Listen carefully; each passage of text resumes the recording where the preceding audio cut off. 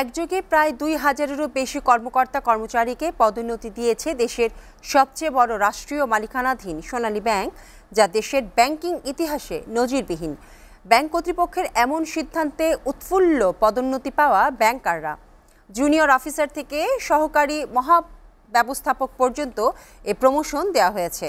বড় এ পদোন্নতির মধ্যেও পদবঞ্চিতরা ব্যাংকের প্রধান কার্যালয়ে প্রতিবাদ জানান।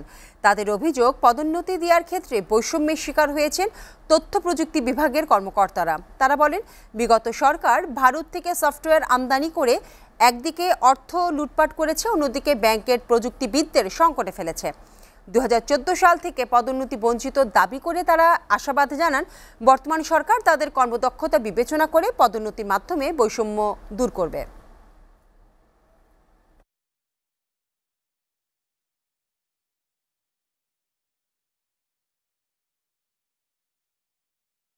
এই রেভলিউশনারি স্পিরিটের পরিবর্তে এই টপ ম্যানেজমেন্ট একটা কনস্টিটিউশনাল অথবা ব্যুরোক্রেসি একটা স্পিরিটে আছে, তারা কিন্তু রেভলিউশনারি স্পিরিটে নাই। সো আমরা চাচ্ছি সবাই আমাদেরকে এই বছরের বৈষম্য নিরসনে একটা পদোন্নতি দেওয়া হবে।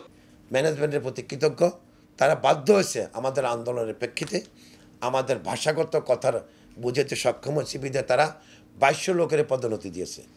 এবং আজকে যে লাঞ্চ সাবসিডি পাস করবে, পাশাপাশি আমাদের ক্লোজিং ভাতা আছে ১,০০০, সেটা ৩,০০০ টাকা দাবি করেছি। আমাদের হোম লোনের যে বৈষম্য আছে এটা দূর করার জন্য